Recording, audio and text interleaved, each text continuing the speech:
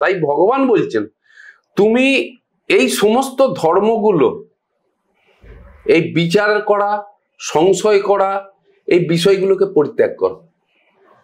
পরিত্যাগ করে তুমি একান্ত আমার শরণাপন্ন হও। কেউ যদি ভগবান শ্রীকৃষ্ণের কাছে নিজেকে সমর্পণ করে, কৃষ্ণ তোমার হই, আমি তোমার, এই যে শরণাপন্ন, শরণাগতি, তো তখন সে কৃষ্ণের আশ্রিত হয়, তবে ভগবান তাকে আশ্রয় প্রদান করেন।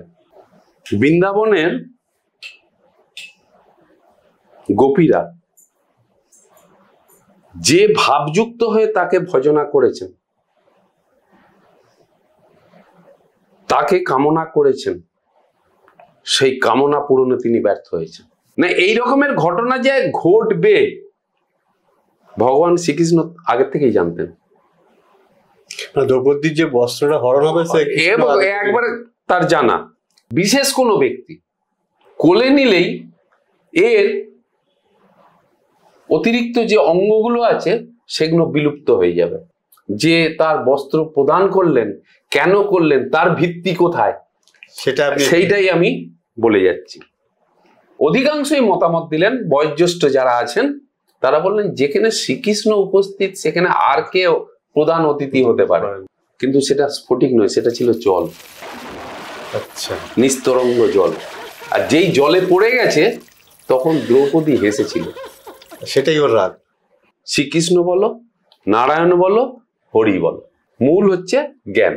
নমস্কার, বাস ভাইবে আপনাদের স্বাগত। আরো একবার আপনাদের সাথে আমি রতন। কৃষ্ণচন্দ্র বাবুর থেকে আজকে শুনবো ভগবান শ্রীকৃষ্ণের অলৌকিক লীলা এবং তার লৌকিক ব্যাখ্যা।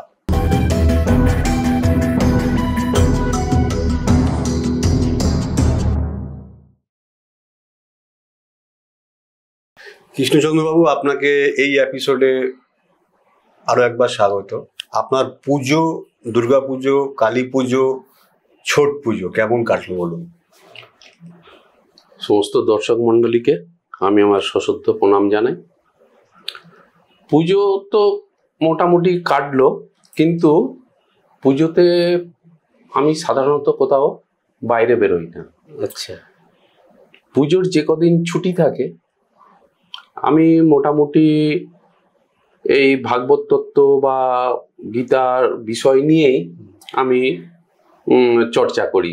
আমি তার মধ্যেই নিজেকে ডুবিয়ে রাখি, কারণ সব থেকে বড় ব্যাপার বর্তমানে আমার চিৎকার চেঁচামেচি বা ভিড় এইগুলো আমার ঠিক শুট করে না, মানে আপনি অ্যাভয়েড করি। তো যার জন্য কি হচ্ছে, আমি পুজোতে বাইরে বেরোই না, আমি সম্পূর্ণরূপে মানে এই গীতা পর্যালোচনা এর মধ্যেই আমি নিজেকে ডুবিয়ে রাখি। এইভাবেই আমার পুজো কেটে যায়। বাহ, খুব সুন্দর। আজকে আমাদের আলোচ্য বিষয় ভগবান শ্রীকৃষ্ণের লীলা কথা। এবার আপনি লীলার কথার কি ওনার লীলা শোনাবেন আজকে, তাহলে ভক্তদের বা শ্রীকৃষ্ণের ভক্তদের বা আমার চ্যানেলের দর্শকদের আপনি শুরু করুন। শ্রীকৃষ্ণের লীলা তো বহু রকমের আছে, তো আজকে মূলত দুটি বিষয় নিয়ে আলোচনা করব। একটি হচ্ছে ভাগবত কেন্দ্রিক, আর একটি হচ্ছে মহাভারত কেন্দ্রিক। তো এর আগে আমরা যখন প্রথম এই বিষয় নিয়ে আলোচনা শুরু করি আধ্যাত্মবাদ নিয়ে, তো তখন আমি বলেছিলাম আধ্যাত্মবাদে দু রকমের তত্ত্ব আছে, দুটোই কিন্তু পথ আলাদা হলেও তাদের মিলিত হচ্ছে এক জায়গায়। কোথায় না, গ্রহণে। গ্রহণ করাতেই তার সমাপ্তি। এই যে আধ্যাত্ম তত্ত্ব, তার মধ্যে আধ্যাত্মবাদের মধ্যে দু রকম তত্ত্ব, একটা হচ্ছে অলৌকিক আর একটা হচ্ছে লৌকিক। কেউ অলৌকিক তত্ত্বকে গ্রহণ করেন, কেউ লৌকিক তত্ত্বকে গ্রহণ করেন। অলৌকিক তত্ত্বের গ্রহণের পথ বা ভিত্তি হচ্ছে পূর্ণ বিশ্বাস, বিশ্বাসের উপরে গ্রহণ করেন। আর যেটি লৌকিক তত্ত্ব সেটি হচ্ছে বিচার বিশ্লেষণ করে গ্রহণ করেন মানুষ। তো এই যে যার জন্য হচ্ছে কি, একটা হচ্ছে ভাগবত আর একটা হচ্ছে ভাগবত গীতা। ভাগবতে যে ভগবানের লীলা আছে সেগুলি হচ্ছে, একে দেখুন দেখানো যাবে না, প্রমাণ করানো যাবে না, এটাকে সম্পূর্ণরূপে বিশ্বাস করেই মানুষ গ্রহণ করে। আর এক শ্রেণীর মানুষ আছেন যারা ভাগবত গীতাকে গ্রহণ করেন, অর্থাৎ ভাগবত গীতায় যে নির্দেশ দেয়া আছে সেই নির্দেশগুলি বিচার বিবেচনা করে, পর্যালোচনা করে তারা সিদ্ধান্ত গ্রহণ করেন। তাহলেই হলো, দুটোই হচ্ছে সমাপ্তি হচ্ছে গ্রহণের। তো দুটোর পথ আলাদা। এরপর হচ্ছে আমরা প্রথমে অলৌকিক তত্ত্ব বা যেটাকে আমরা বলি লীলা, ভগবানের লীলা, শ্রীকৃষ্ণের লীলা, সেই লীলা সংক্রান্ত বিষয়ে দুটি আলোচনা করব। তো ভগবান সর্বদা তিনি ভক্তদের কাছে প্রতিজ্ঞাবদ্ধ। কিভাবে প্রতিজ্ঞাবদ্ধ? তিনি ত্রেতা যুগে রামচন্দ্র রূপে প্রতিজ্ঞাবদ্ধ, আবার দাপর যুগে শ্রীকৃষ্ণ রূপে প্রতিজ্ঞাবদ্ধ। তো আমরা দাপর যুগে শ্রীমৎ ভাগবত গীতায় ভগবান তার নিজের প্রতিজ্ঞার কথা প্রকাশ করছেন। কিভাবে প্রকাশ করছেন? কোথায় না, জ্ঞান যোগের 11 নম্বর শ্লোকে। সেখানে তিনি বলছেন, যে যথা মাং প্রপদ্যন্তে তাং তথৈব ভজাম অহম, অর্থাৎ যে যেভাবে আমাকে ভজনা করে আমি ঠিক তাকে সেভাবেই অনুগ্রহ করি। অর্থাৎ ভক্ত যে ভাবযুক্ত হয়ে আমাকে ভজনা করবে, আমি তার, যখনই মানুষ ভগবানের ভজনা করে তার মধ্যে কিছু কামনা থাকে, এটাও তো হতে পারে ভগবানের কে পাওয়ার কামনা, এটাও এক ধরনের কামনা। তো সে কোনো না কোনো কামনা যুক্ত হয়ে ভগবানের ভজনা করে। তখন ভগবান বলছেন যে সে যে ভাবযুক্ত হয়ে আমার ভজনা করবে আমি তার সেই কামনাগুলি ঠিক সেইভাবেই পূরণ করব। আবার মোক্ষ যোগে ভগবান বলছেন, সর্বধর্মান পরিত্যাজ্য মাম একং শরণং ব্রজ অহং তাং সর্ব পাপেভ্য মোক্ষস্যামি মা শুচ। অর্থাৎ সমস্ত রকমের ধর্ম পরিত্যাগ করে একমাত্র আমার শরণাপন্ন হও, আমি তোমাকে সকল পাপ থেকে মুক্ত করব। এখানে এই যে বললেন সমস্ত ধর্ম পরিত্যাগ কর, আমরা ধর্ম বলতে কি বুঝি? সাধারণভাবে মানুষকে বোঝানো হয়েছে যেমন হিন্দু ধর্ম, ইসলাম ধর্ম, খ্রিস্টান ধর্ম, এই রকম। কিন্তু এখানে ভগবানের ধর্ম জিনিসটা কি সেটা ভালোভাবে অনুধাবন করতে হবে। এখানে ধর্ম বলতে সম্প্রদায়গত আচার আচরণ বিধি নয়, এখানে ধর্মের পরিভাষাটি আমাদেরকে ঠিকমতো বুঝতে হবে, উপলব্ধি করতে হবে। দেখো, ভালো মন্দ, উচিত অনুচিত, ন্যায় অন্যায়, এই যে বিচার করা বা সংশয় করা, এটা কিন্তু মানুষের ধর্ম, তাই তো?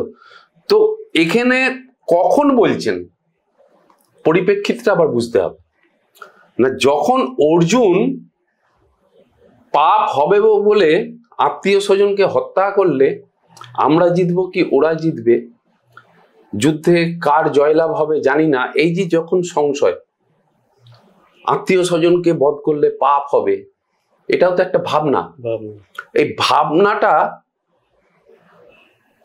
আমাদের, ভাবাটা হচ্ছে আমাদের ধর্ম। আমরা কোনো কাজ করার আগে যেমন ভাবি যে করাটা ঠিক হবে কি হবে না, ভালো কি মন্দ, হতেও পারে নাও পারে, এই যে সংশয়, এগুলো হচ্ছে মানুষের ধর্ম। তাই ভগবান বলছেন তুমি এই সমস্ত ধর্মগুলো এই বিচার করা, সংশয় করা, এই বিষয়গুলোকে পরিত্যাগ করো। পরিত্যাগ করে তুমি একান্ত আমার শরণাপন্ন হও, আমি তোমাকে সর্ব পাপ থেকে মুক্তি করব। আচ্ছা, তো তখন বলছেন এখানে ভগবান আমার শরণাপন্ন হও, কথাটার অর্থ হচ্ছে তুমি সত্যের শরণাপন্ন হও। যে সত্যের শরণাপন্ন হয়, যে সত্যনিষ্ঠ থাকে, সে কোনোদিন পাপ করতে পারে না। তাই তার পাপ থেকে মুক্ত হওয়ার তো কোনো প্রশ্নই থাকে না। পাপ করলে তবে তো মুক্ত হওয়ার প্রশ্ন। তো যে সত্যনিষ্ঠ থাকে সে কোনোদিন পাপ করতে পারে না। তাই বলছেন যে তুমি একান্তভাবে আমার শরণাপন্ন হও। সে তাহলে কি করো? সে করে কর্তব্য কর্ম। তুমি সমস্ত কিছু ভুলে যাও, ভুলে যে তুমি তোমার কর্তব্য কর্মটা করো। মানুষ যখন কর্তব্য কর্ম করে তখন তার কর্তব্য কর্মে কখনো পাপ হতে পারে না। তাহলে পাপ যদি না হয় তাহলে পাপ থেকে মুক্ত হওয়ার প্রশ্ন আসছে কোথা থেকে? প্রশ্নই নেই। তাহলে এই যে অর্জুন যখন বলেছিল যে আত্মীয় স্বজন, বন্ধু বান্ধব, গুরু, পিতামহ এদেরকে বধ করলে, হত্যা করলে পাপ হবে, সেই পাপের চিন্তা বলতে তাকে তখন কর্তব্যের জ্ঞান দিয়েছে। বলছে কর্তব্য করলে কখনো পাপ হয় না। তাই তুমি ভুলে যাও তোমার কে আত্মীয়, তোমার কে গুরু, তোমার কে পিতামহ, এসব ভুলে যাও। তুমি বর্তমানে দাঁড়িয়ে আছো কর্তব্য কর্ম করার জন্য। তুমি কর্তব্য কর্ম করো, তাতে কোনো পাপ হবে না। তাহলে কর্তব্য কর্ম পালন করলে যে পাপ হবে, অর্জুন যেটা ভাবছিল সেই ভাবনাটাই ভুল। এরপর আমরা রামায়ণে যাচ্ছি।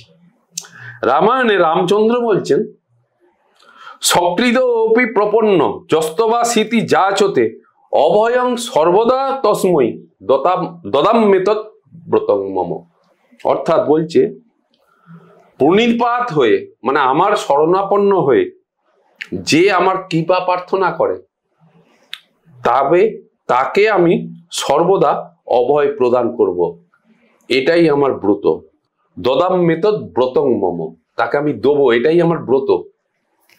তো শ্রীরামচন্দ্র এখানে সেই তার ভক্তদের কাছে প্রতিজ্ঞাবদ্ধ। আবার যদি আমরা শ্রী চৈতন্য চরিতামৃতে চলে যাই, সেখানেও ভগবানের আমরা প্রতিজ্ঞার কথা পাচ্ছি, বিভিন্ন জায়গায় পাচ্ছি। কৃষ্ণ তোমার হই যদি বলে একবার, ভববন্ধ হতে কৃষ্ণ তারে করে পার। অর্থাৎ বলছে কেউ যদি ভগবান শ্রীকৃষ্ণের কাছে নিজেকে সমর্পণ করে, কৃষ্ণ তোমার হই, আমি তোমার, এই যে শরণাপন্ন, শরণাগতি, তো তখন সে কৃষ্ণের আশ্রিত হয়, তবে ভগবান তাকে আশ্রয় প্রদান করেন। দুঃখ, কষ্ট, যন্ত্রণাময় এই যে মায়া বন্ধনময় জগৎ, এই জগৎ থেকে তাকে, জগৎ সংসার থেকে তাকে মুক্ত করে দেন। আবার চরিতামৃতের আদি পর্বে সেখানে আবার বলছে আমাকে তো যে যে ভক্ত ভজে যেই ভাবে, তারে শেষে ভাবে ভজি এমোর স্বভাবে। অর্থাৎ যে যে ভক্ত আমাকে যে ভাবযুক্ত হয়ে ভজনা করবে, আমি তাকে ঠিক সেইভাবেই ভজনা করব।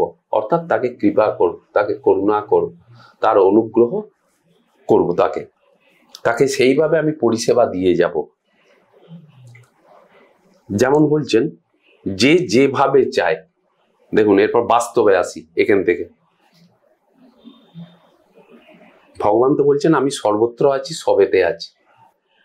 তো যে পোড়াতে চায় অগ্নিরূপে তিনি তাকে পুড়িয়ে দেন, যে ভেজাতে চায় জল রূপে তিনি ভেজিয়ে দেন, আবার যে শুকোতে চায় উষ্ণ বাতাস রূপে তিনি শুকিয়ে দেন, যে আলো তাপ চায় সূর্য কিরণ হয়ে তিনি তাপ প্রদান করেন, আবার রাতের চাঁদের জ্যোৎস্না হয়ে তিনি সিদ্ধ পরিবেশ প্রদান করেন। তাহলে যে যে রকম ভাবে চায় তাকে ঠিক সেইভাবেই তিনি পরিষেবা দিয়ে যান। তাহলে দেখা যাচ্ছে ভগবান বিভিন্ন সময় তার কাছে যে যে ভাব নিয়ে কামনা করে তিনি ঠিক সেইভাবেই তার কামনাগুলি পূরণ করেন। সেই চরিতামৃতে, শ্রী চৈতন্য চরিতামৃতে আসছে আবার, কৃষ্ণের প্রতিজ্ঞা দৃঢ় সর্বকালে আছে, যে জইছে ভজে কৃষ্ণ তারে ভজে তৈছে। অর্থাৎ ভগবান শ্রীকৃষ্ণ সর্বদা তার প্রতিজ্ঞা রক্ষা করেন, কিন্তু এক জায়গায় তিনি ব্যর্থ হয়ে গেছেন। সর্বত্র তিনি তার প্রতিজ্ঞা রক্ষা করে চলেছেন, কিন্তু এক জায়গায় ব্যর্থ হয়ে গেলেন। সেটি কোন জায়গায়? বৃন্দাবনের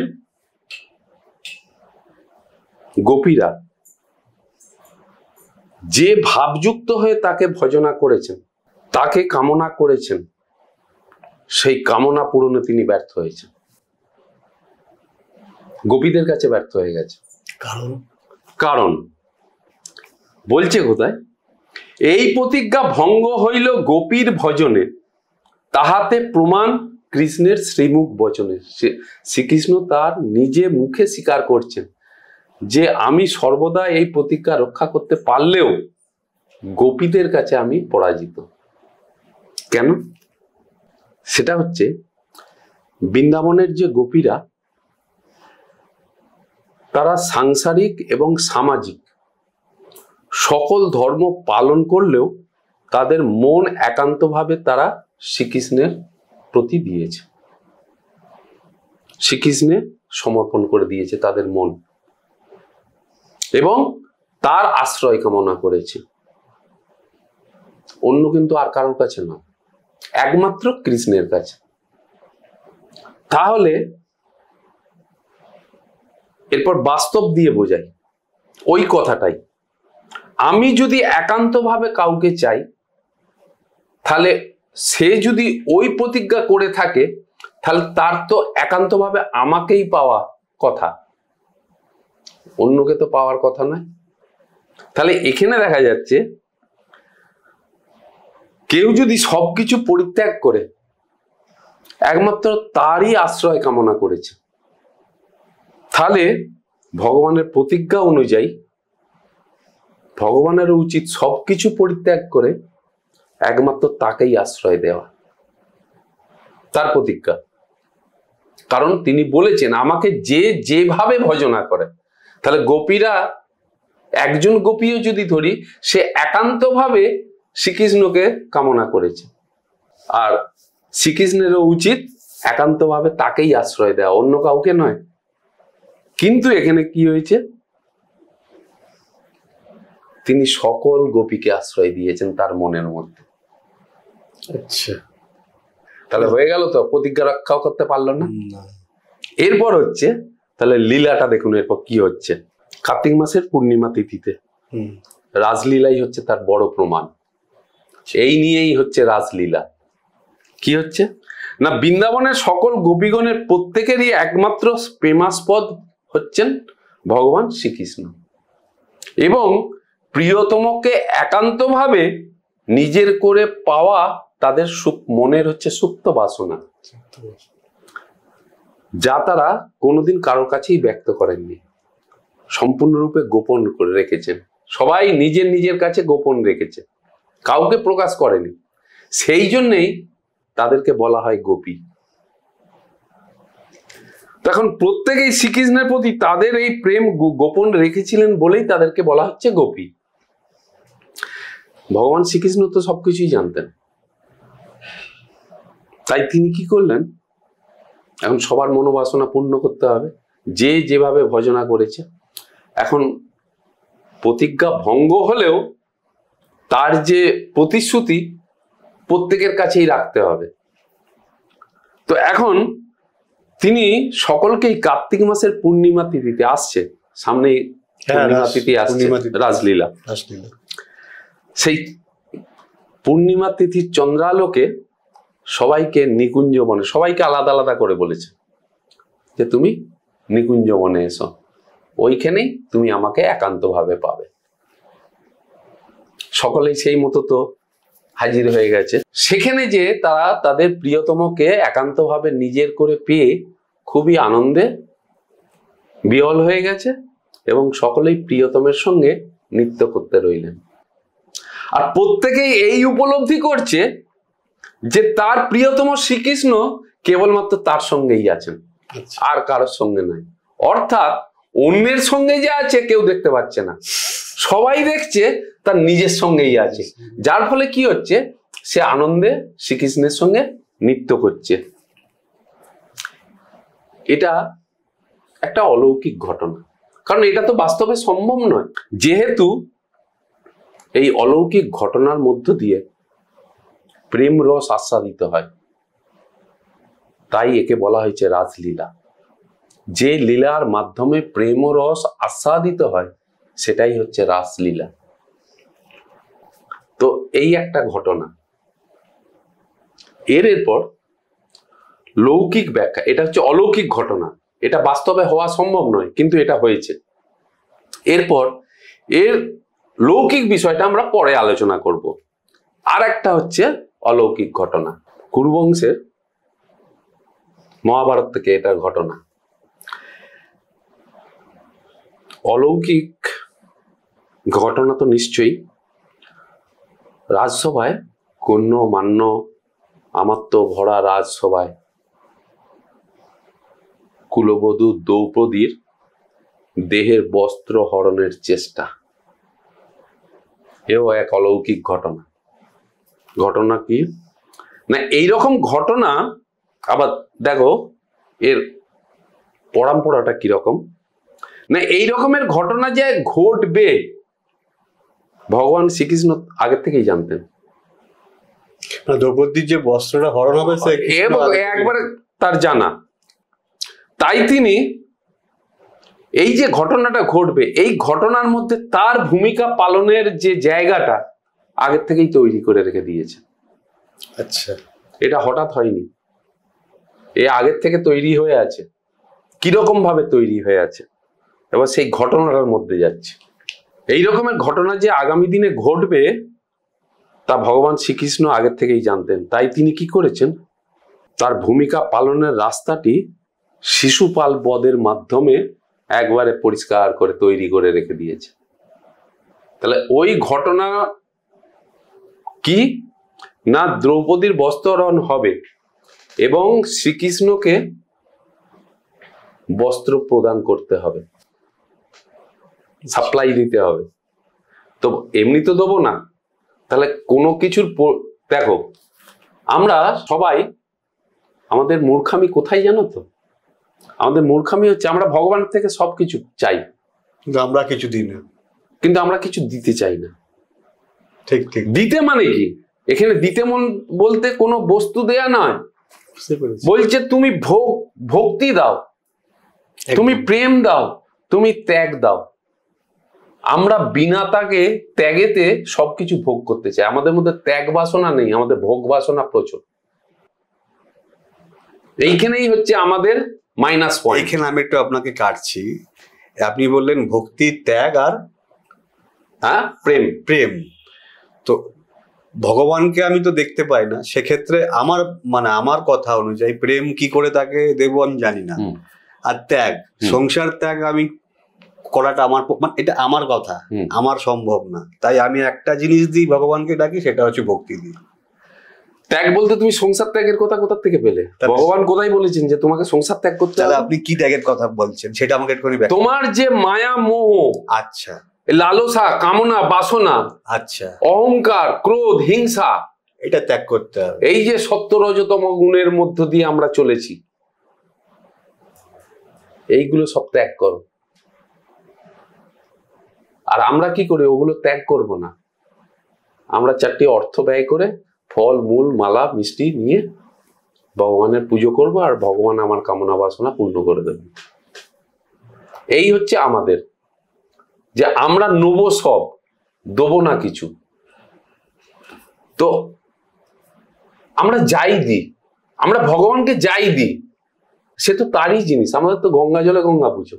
হ্যাঁ, গঙ্গা জল তো গঙ্গা পুজো। তো কিন্তু যদি আমি ভোগ বাসনাটা ত্যাগ দিই, সেটা তো আর গঙ্গা জলে গঙ্গা পুজো হবে না। আমার অহংকার, ক্রোধ, লোভ, লালসা, কামনা, বাসনা এগুলো যদি ত্যাগ দিই, তাহলে সেগুলো তো গঙ্গা জলে গঙ্গা পুজো হবে না। তো আমি সেগুলো ত্যাগ দিচ্ছি না, আমি ফল মূল, মিষ্টি, মালা, ফুল সব দিচ্ছি, কিন্তু সে তো তারই জিনিস, তারই তো দেয়া জিনিস, তারই দেয়া জিনিসে তাকে সন্তুষ্ট করতে চাইছি। ঠিক। আমরা মূর্তির মাথায় সোনার মুকুট দিচ্ছি, তো ভগবানের কি সোনার অভাব আছে নাকি?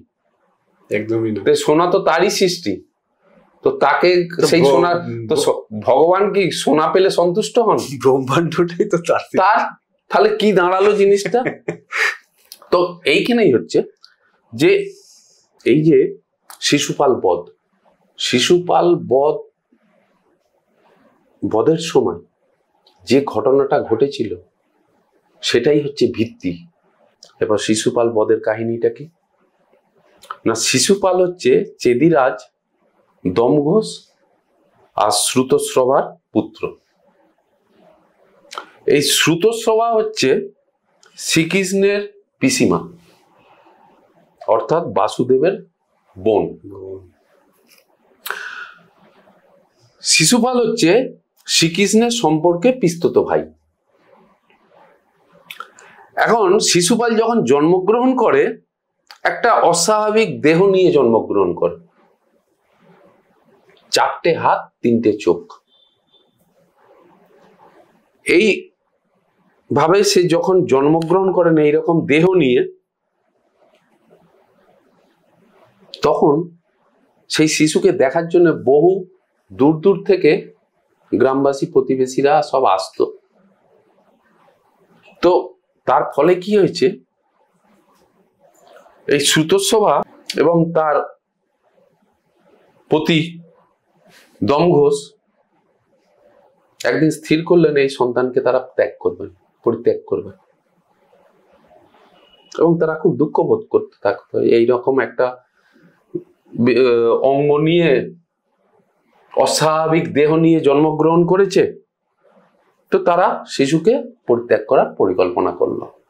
তো যখন তারা এই পরিকল্পনা করলো, তখন দৈববাণী হলো যে এই শিশু আগামী দিনে একজন পরাক্রমী যোদ্ধা হবে, 1 নম্বর। আর 2য় নম্বর হচ্ছে, কেউ একে, কোনো ব্যক্তি একে কোলে নিলে, বিশেষ কোনো ব্যক্তি কোলে নিলেই এর অতিরিক্ত যে অঙ্গগুলো আছে সেগুলো বিলুপ্ত হয়ে যাবে। অর্থাৎ মানুষের 2টি হাত 2টি চোখ, তার 4টি হাত 3টি চোখ, তো অটোমেটিক অতিরিক্ত 2টি হাত এবং 1টি চোখ বিলুপ্ত হয়ে যাবে। তবে বলে দিলেন, তবে তার হাতেই কিন্তু এর মৃত্যু ঘটবে। আচ্ছা, ঠিক আছে। যে বিশেষ ব্যক্তির কথা বললেন, হ্যাঁ, সেই বিশেষ ব্যক্তি কোলে নিলেই, যে বিশেষ ব্যক্তি, কোনো এক বিশেষ ব্যক্তি কোলে নিলেই ওর অতিরিক্ত অঙ্গগুলি বিলুপ্ত হয়ে যাবে, কিন্তু তার হাতেই এর মৃত্যু হবে। তো যেহেতু শ্রীকৃষ্ণের পিস্তত ভাই, শ্রীকৃষ্ণ একদিন তার ভাইকে দেখতে এসেছে কিছুদিন পরে। তো ভাইকে দেখতে এসে ভাইকে আদর করে কোলে তুলে নিয়েছেন, আর যেই কোলে তুলে নিয়েছেন তার 2টি হাত 1টি চোখ বিলুপ্ত হয়ে গেছে। এরপর যেই বিলুপ্ত হয়ে গেছে, শ্রুতশ্রভার তো সেই দৈববাণী মনে আছে, তার মানে তিনি বুঝে গেলেন এই শ্রীকৃষ্ণের হাতেই এর মৃত্যু আছে। তখন শ্রুতশ্রভা শ্রীকৃষ্ণকে অনুরোধ করলেন যে তুমি তো বড় দাদা, ও শত অপরাধ করলেও তুমি ক্ষমা করো। তো পিসিমার কথা শুনে ভগবান শ্রীকৃষ্ণ সেই আবেদন স্বীকার করে নিলেন এবং প্রতিশ্রুতি দিলেন, শত অপরাধ করলেও ওকে আমি ক্ষমা করে দেব। শত অপরাধ করলে ক্ষমা করে দেবে। দেখো এখানে বলে না, আইন যেমন থাকে আইনের ফাঁক থাকে, এখানে ওই শত অপরাধের ফাঁক রয়ে গেছে। এখন একই কথার দুরকম অর্থ হতে পারে। তো শত অপরাধের একরকম অর্থ হচ্ছে যতই অপরাধ করুক না কেন, আর শত অপরাধের আর এক অর্থ হচ্ছে 100টা অপরাধ। একদম তাই তো, মানে সংখ্যায় 100। তো এখানে শ্রীকৃষ্ণের পিসিমা সুতোৎসভার শত অপরাধের ভাব ও অর্থ ছিল যতই অপরাধ করুক। আচ্ছা, আর শ্রীকৃষ্ণ এই শতকে সংখ্যায় গ্রহণ করেছেন, অর্থাৎ 100 অপরাধ পর্যন্ত আমি ওকে ক্ষমা করে দেবো। বোঝা গেল? এবার সারা জীবন শিশুপাল কি করেছে, একের পর এক অন্যায় করে গেছে, এবং শ্রীকৃষ্ণের প্রতি তার ঘৃণা ভাব ছিল। আচ্ছা, শ্রীকৃষ্ণকে সহ্য করতে পারত না। ফলে কি হতো, সুযোগ পেলেই শ্রীকৃষ্ণকে অপমান করতে দ্বিধা করেনি শিশুপাল। হ্যাঁ, শিশুপাল। কিন্তু শ্রীকৃষ্ণ কি করেছে, কেবল তার প্রতিশ্রুতি রক্ষা করে গেছেন আর অপরাধের সংখ্যা গুনে গেছে। আচ্ছা, এখানে আপনাকে একটু ইন্টারাপশন করি। আপনি বলছেন শিশুপাল শ্রীকৃষ্ণকে দেখতে পারতেন, মানে তার প্রতি একটা ঘৃণা ভাব ছিল। এই ছোট্ট করে কারণ না, এর কাহিনীটা বলতে গেলে আবার অন্য চ্যাপ্টারে চলে যেতে হবে, তখন লীলাটা চাপা পড়ে যাবে। লীলা ঘটনা, সেই জন্য আমি এইটা ঘটনার মানে কি ভিত্তিটা বলে যাচ্ছি, বুঝতে পেরেছি। আচ্ছা, যাতে হচ্ছে কি আগামী দিনে এই যে দ্রৌপদীর যে বস্ত্রহরণের মতন এইরকম নক্কারজনক যে ঘটনা কোন পরিস্থিতির থেকে হলো, এবং শ্রীকৃষ্ণ যে তার বস্ত্র প্রদান করলেন, কেন করলেন, তার ভিত্তি কোথায়, সেইটাই আমি বলে যাচ্ছি। এখন শ্রীকৃষ্ণ তো শুধু সংখ্যা গুনে গেছে, আর শত অপরাধ না হওয়া পর্যন্ত ক্ষমা করে গেছে। এরপর হচ্ছে কি ঘটনা, ইন্দ্রপ্রস্থে যখন পাণ্ডবরা রাজ্য স্থাপন করলো, তখন সেখানে রাজসূয় যজ্ঞ করবে। তো রাজসূয় যজ্ঞ করার জন্য বহু রাজা মহারাজাদের আমন্ত্রণ জানিয়েছেন। সেখানে এই শিশুপালকেও আমন্ত্রণ জানানো হয়েছে, শিশুপালও এসেছে। দেখো, আমাদের যখন কোনো সভা হয়, আমাদের যেমন সবার প্রথমেই হয় কি একটা সভাপতি নির্বাচন হয়, হয়তো। তো সেই রকম এই যে রাজসূয় যজ্ঞ হবে, এখানে প্রধান অতিথি কে হবে, তো সবাই মতামত দিলেন, অধিকাংশই, সবাই নয়, অধিকাংশই মতামত দিলেন। বয়োজ্যেষ্ঠ যারা আছেন তারা বললেন যেখানে শ্রীকৃষ্ণ উপস্থিত সেখানে আর কেউ প্রধান অতিথি হতে পারে, তো উনি প্রধান অতিথি হবেন। এখন যখন প্রধান অতিথি হিসেবে তাকে আপ্যায়ন করা হচ্ছে, তখন শিশুপাল ওই রাজা মহারাজাদের গণ্যমান্য ব্যক্তিদের যথেষ্ট পরিমাণে অপমান করলেন। তোমরা আর লোক পেলে না, একটা গোয়ালার ছেলেকে তোমরা এখানে প্রধান অতিথি হিসেবে আপ্যায়ন করছো, করে ওই রাজা মহারাজাদের গণ্যমান্য ব্যক্তিদের, বয়োজ্যেষ্ঠ ব্যক্তিদের যথেষ্ট পরিমাণে অপমান করতে করতে শত অপরাধ পূর্ণ করে ফেলেছে।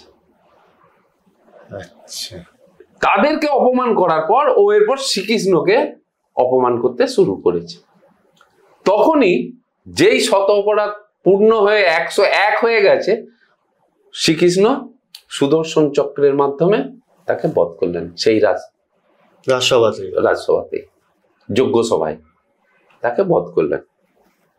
এখন যখন সুদর্শন চক্র প্রেরণ করেছেন, এখন সুদর্শন চক্র ছিল আঙুলে ঘূর্ণায়মান সুদর্শন চক্র, তখন কি হয়েছে, সেই ঘূর্ণায়মান চক্রে লেগে শ্রীকৃষ্ণের আঙুল কেটে যায়।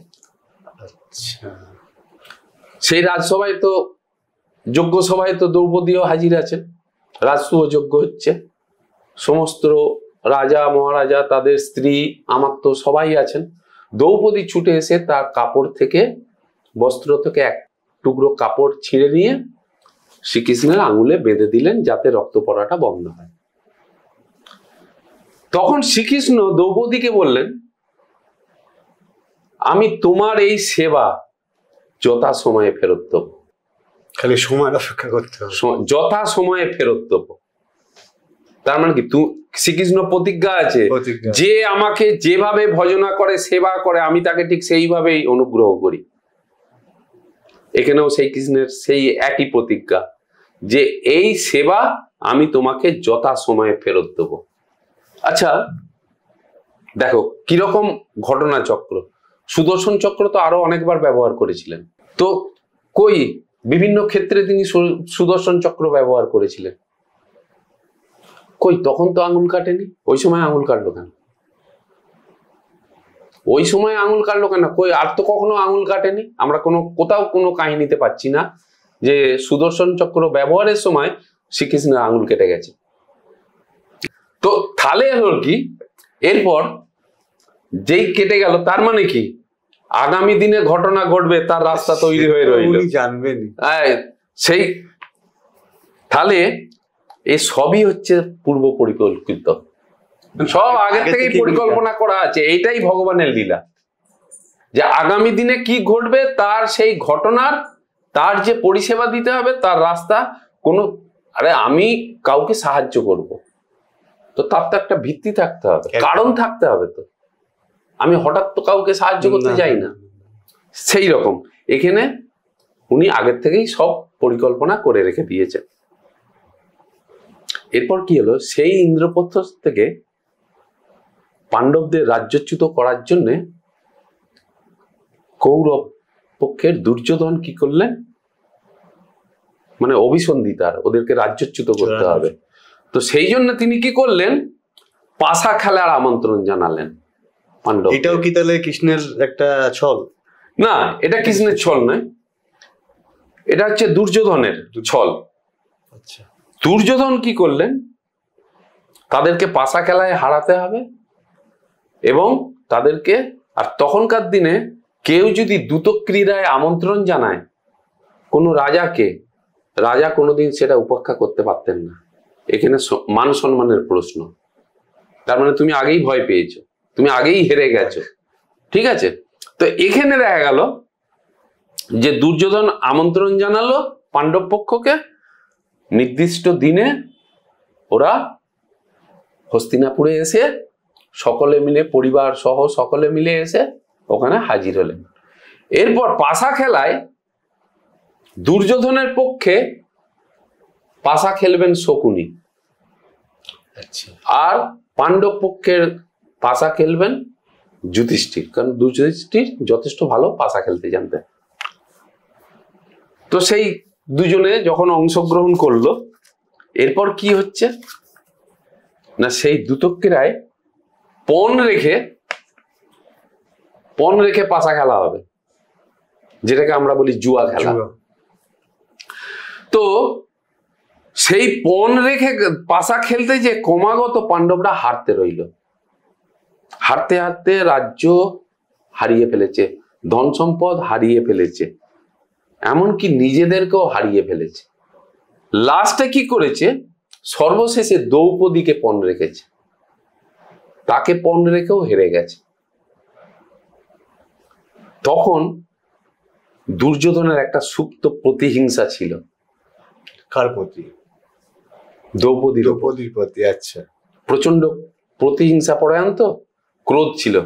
সেই ক্রোধটা যদি আবার একটু বিশ্লেষণ করে দিই, যখন এখানে পাণ্ডবরা তারা ইন্দ্রপ্রস্থ রাজ্য স্থাপন করেছে, তো স্ফটিক দিয়ে রাজবাড়ি তৈরি করা হয়েছে, সামনে উঠোন আছে। তো এখন দুর্যোধন ওরা এসেছে, এসে দুর্যোধন এখন উঠোনে নেমেছে। উঠোনে নামতেই আসলে সেটা সে মনে করেছে স্ফটিক, কিন্তু সেটা স্ফটিক নয়, সেটা ছিল জল। আচ্ছা, নিস্তরঙ্গ জল। আর যেই জলে পড়ে গেছে তখন দ্রৌপদী হেসেছিল, সেটাই ওর রাগ, অর্থাৎ তার অপমান হয়েছে। অপমান হয়েছে। মানুষ ভিজে গেলে কি হয়, পোশাক পরে ভিজে গেলে কি হয়, সমস্ত পোশাক তার শরীরে জড়িয়ে যায়, তার পুরো শরীর দেখা যায়। তো এই যে আমার শরীর দেখে, অঙ্গ দেখে দ্রৌপদী হেসেছে, অর্থাৎ তাকে অপমান করেছে, এই অপমানের শোধ নেব। আমার অঙ্গ দেখেছে, তোমার অঙ্গ আমি সবাইকে দেখাবো। আচ্ছা, এই হলো বস্ত্রহরণের ঘটনার পেছনে কারণ, আসল কারণ। তো এই যে সুপ্ত যে প্রতিহিংসা, সেটা চরিতার্থ করার জন্য কি করলো, দুঃশাসনকে দিয়ে দ্রৌপদীকে ভরা রাজসভায় নিয়ে এসে, গুরুজন গণ্যমান্য ব্যক্তিরা বসে আছে, তাদেরকে সামনে কুলবধূকে বিবস্ত্র করার চেষ্টা করলো। হলো সেই রকম পরিস্থিতিতে দ্রৌপদী নিজের লজ্জা রক্ষা করার জন্য কোনো উপায় না দেখে শ্রীকৃষ্ণের শরণাপন্ন হলেন। শ্রীকৃষ্ণ তার প্রথমে সেই দেয়া প্রতিশ্রুতি যে এই যে বস্ত্রখণ্ড দিয়ে তুমি আমার আঙুল বেঁধে দিলে, এই সেবা আমি যথা সময়ে ফেরত দেব। তখন শ্রীকৃষ্ণ তাকে বস্ত্র প্রদান করে তার লজ্জা নিবারণ করলেন। এইভাবে প্রতিটা পদক্ষেপে, আসলে বলা হচ্ছে কি, প্রতিটা পদক্ষেপে ভগবান তার প্রতিজ্ঞা রক্ষা করে চলেন। একমাত্র গোপীদের কাছে তিনি প্রতিজ্ঞা রক্ষা করতে ব্যর্থ হয়েছিল, ভঙ্গ হয়েছিল। এরপর এই হলো দুটো অলৌকিক ঘটনা। আমরা প্রথমেই কি বলেছি যে আধ্যাত্মবাদে দু রকম তত্ত্ব আছে। একটা হচ্ছে অলৌকিক তত্ত্ব, যেটা হচ্ছে বিশ্বাসের ওপর। এই যে ধরো ভগবান ওনাকে, দ্রৌপদীকে বস্ত্র প্রদান করছেন, এটা কি বিশ্বাসযোগ্য? এটা কি বাস্তবে সম্ভব? অজান্তে ওনার শরীরে বস্ত্র জড়িয়ে যাচ্ছে, এটা তো সম্ভব নয়। তার মানে কি, এটা হচ্ছে অলৌকিক তত্ত্ব, এর কোনো ব্যাখ্যা দিতে পারবে না কেউ। কিন্তু আবার একই ব্যক্তি সবার সঙ্গে একই সময়ে আছে, রাসলীলায় যেটা হলো, তারও কি কোনো ব্যাখ্যা হয়? হয় না। তার মানে এইগুলো হচ্ছে অলৌকিক তত্ত্ব, এগুলো মানুষ গ্রহণ করে বিশ্বাসের উপর ভিত্তি করে। এরপর আমরা আসি লৌকিক তত্ত্বে।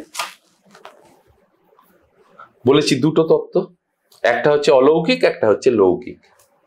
এরপর লৌকিক তত্ত্বটা কি হচ্ছে, জগতে দুরকম মানুষ আছে, একজন বিশ্বাসের উপর নির্ভর করে চলে, আর একদল বিচার বিশ্লেষণ করে।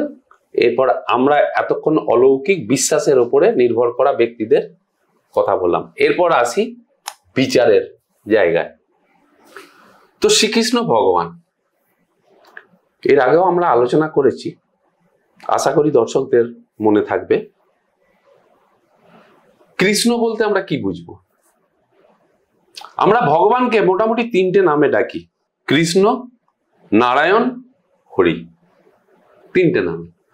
কৃষ্ণ কথার অর্থ হচ্ছে যিনি সবকিছুকে আকর্ষণ করেন। নারায়ণ কথার অর্থ হচ্ছে, অয়ন মানে এক হচ্ছে চোখ, আর এক হচ্ছে আবাস, অর্থাৎ নর যেখানে আবাস করে মানে বাস করে। আর তিন হচ্ছে হরি, যে সমস্ত কিছু হরণ করে। তিনটেরই তাহলে কে সে যে সবাইকে আকর্ষণ করছে, যেখানে সবাই বাস করছে, আর যে সবাইকে হরণ করেছে। এখানে হরণ করেছে সবাইকে বলতে কি, আকর্ষণ করেছে বলতে কি, সবার মনকে আকর্ষণ করেছে, সবার মনকে হরণ করেছে। আর বাস করে কোথায়? মানুষ বাস করে তার জ্ঞানের মধ্যে। তিনটেরই উত্তর এক, সে হচ্ছে জ্ঞান। প্রত্যেকটা মানুষ তার জ্ঞানের উপর নির্ভর করে জীবন পরিচালনা করে। তাহলে জ্ঞানই তার মনকে আকর্ষণ করে রেখেছে। এরপর হচ্ছে কি, নারায়ণ। সবাই কিন্তু জ্ঞানের মধ্যেই বাস করছে। সে জ্ঞান অসৎ হতে পারে, সৎ হতে পারে, কিন্তু সে জ্ঞানের উপরেই বাস করছে। জ্ঞানের উপর নির্ভর করেই সে যাবতীয় কর্ম করে। আর সবার মনকে কিন্তু ওই জ্ঞানই হরণ করে রেখেছে। জ্ঞানের দ্বারাই প্রকৃতি প্রত্যেকটা মানুষ প্রভাবিত হয়ে কর্ম করে। তাহলে সবার মূলেই হচ্ছে একটাই উত্তর, জ্ঞান। তাহলে শ্রীকৃষ্ণ হচ্ছে সমস্ত জ্ঞানের আধার। শ্রীকৃষ্ণ বলো, নারায়ণ বলো, হরি বলো, মূল হচ্ছে জ্ঞান। এরপর কেউ যদি বলে যে আমি জ্ঞান আহরণ করব, জ্ঞান কি কোনোদিন বলবে যে না তুমি আমাকে আহরণ করতে পারবে না? হলো তো? তাহলে এরপর ওই যে গোপীরা, তারা প্রকৃতপক্ষে কৃষ্ণকে আরাধনা করেছে, তার মানে কি তারা জ্ঞানের আরাধনা করেছে। অতএব এই জগতে যত মানুষ আছে সবাই যদি জ্ঞানের প্রতি নিজের মনকে নিবেদন করে তাহলে প্রত্যেকেই জ্ঞানী হবে। তো ওই যে শ্রীকৃষ্ণ বলল যে গোপীদের কাছে আমার কিন্তু প্রতিজ্ঞা ভঙ্গ হয়ে গেল, তার মানে গোপী বলতে কি, এখানে আমি যদি সমস্ত মানব জাতিকে ধরি, তাহলে সমস্ত মানব জাতি যদি জ্ঞান আহরণ করতে চায় তাহলে সে কি জ্ঞান আহরণ করতে পারবে না? অবশ্যই পারবে, সকলেই পারবে জ্ঞান। তাহলে জ্ঞান সবার কাছেই আছে, কিন্তু জ্ঞানকে তো দেখা যায় না। ওই যে গোপীদের সঙ্গে যে শ্রীকৃষ্ণ আছে কেউ কিন্তু দেখতে পাচ্ছে না, শুধু ও নিজে, মানে তুমি জানো তোমার কি জ্ঞান আছে, আমি জানি আমার কি জ্ঞান আছে, আর একজন জানে তার কি জ্ঞান আছে, কিন্তু কেউ কারোরটা দেখতে পাচ্ছে না। হলো? তাহলে এটা হচ্ছে লৌকিক তত্ত্ব। তার মানে প্রত্যেকটা জীব, শ্রীকৃষ্ণ হচ্ছে সমগ্র জ্ঞানের আধার, আর প্রত্যেকটা জীব জ্ঞানকে আহরণ করতেই পারে, এতে কোনো বাধা নেই। এরপর হচ্ছে, তাহলে শ্রীকৃষ্ণ যদি সমগ্র জ্ঞানের আধার হয়, দ্রৌপদী হচ্ছে শ্রীকৃষ্ণের ভক্ত, অর্থাৎ জ্ঞানের ভক্ত। এমন কোন জগতে দুঃশাসন আছে যে কারোর কাছ থেকে জ্ঞান কেড়ে নেবে? কারোর ক্ষমতা আছে? দুঃশাসন যার জন্য বিফল হয়ে গেছেন। তার মানে কি হলো, যে এইটাই হলো লৌকিক তত্ত্ব, যে জ্ঞান সবার কাছেই যেতে পারে, সবাই আহরণ করতে পারে, এবং জ্ঞান কারোর থেকে কেউ জ্ঞান কেড়ে নিতে পারবে না। আজকে আমার যে জ্ঞান আছে, আমি সেই জ্ঞানটা অন্য আর একজনকে প্রদান করলুম, তার মানে কি সেই জ্ঞানটা আমার থেকে বিলুপ্ত হয়ে গেল কি? একদমই। তার মানে আমার কাছেও রইল, তার কাছেও গেল। এই জন্য বলছে যে আমরা এর আগে আত্মতত্ত্ব আলোচনা করেছিলাম, যে আলোচনায় বলেছিলাম যে আত্মা হচ্ছে, আত্মার যে ভাগবত গীতায় যে আত্মার যে সংজ্ঞা দেয়া হয়েছে, একে কেউ কাটতে পারবে না, একে কেউ পোড়াতে পারবে না, একে কেউ ভেজাতে পারবে না, একে কেউ শুকাতে পারবে না। সে, তার জন্ম নেই, তার মৃত্যু নেই, তাকে কেউ সৃষ্টি করতে পারবে না, সে পুরুষ নয়, সে নারী নয়, সে ক্লীব নয়। তাহলে সে কে? জ্ঞানী হচ্ছে একমাত্র সেই বস্তু যার সঙ্গে এই সমস্ত সংজ্ঞাগুলি মিলে যাচ্ছে। তাহলে জ্ঞানী হচ্ছে ভগবান। এরপর যে যে জ্ঞানের আশ্রয় গ্রহণ করবে, ভগবান বলছেন আমাকে যে যে ভাব নিয়ে সেবা করবে, যে অসৎ জ্ঞানের সেবা করবে সে কিন্তু অসৎ কর্মই করবে, আর যে সৎ জ্ঞানের সেবা করবে সে কিন্তু সৎ জ্ঞানই আহরণ করবে, এবং সৎ জ্ঞানের উপর নির্ভর করেই সে কর্ম করবে। তাহলে যে যেমন জ্ঞান আহরণ করবে সে সেই রকম কর্ম করবে, আর সেই অনুযায়ী সে কর্মফল ভোগ করবে। এই হলো মূল আলোচ্য বিষয়। আচ্ছা, এর পরের এপিসোডে আমরা কি নিয়ে আলোচনা করব? আজকে যদি আপনি সেটা একটুখানি। না, সেরকম তো এখনো ঠিক করে আসিনি। আচ্ছা, আমরা এটা পরে ঠিক করে নেব যে কি নিয়ে আলোচনা করা যায়। আর এরপর হচ্ছে কি, মূল কথা হচ্ছে যে আমার বিশেষ করে চর্চা হচ্ছে ভাগবত গীতা নিয়ে। গীতার মধ্যে যে ভগবানের যে বাণী আছে, যে নির্দেশ আছে, সেই নির্দেশের মধ্যে যে গুরু তত্ত্ব আছে, বিচার বিশ্লেষণ করে তাকে সামনে নিয়ে আসা, এটাই হচ্ছে আমার মূল উদ্দেশ্য। এবার তার মধ্যে যখন আবার লীলা সংক্রান্ত বিষয়ে আলোচনার সুযোগ পাবো, তখন আবার লীলা বিষয়ে আলোচনা করা যাবে। নমস্কার সমস্ত দর্শক মণ্ডলীকে।